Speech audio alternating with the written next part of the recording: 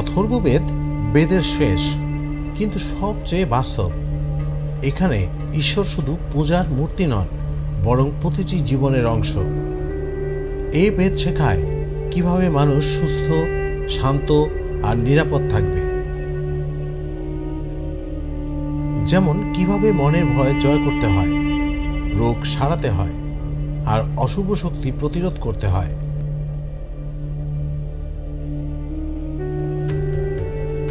অথর্ববেদ বলে, যে নিজেকে জানে সেই সকল ভয় থেকে মুক্ত।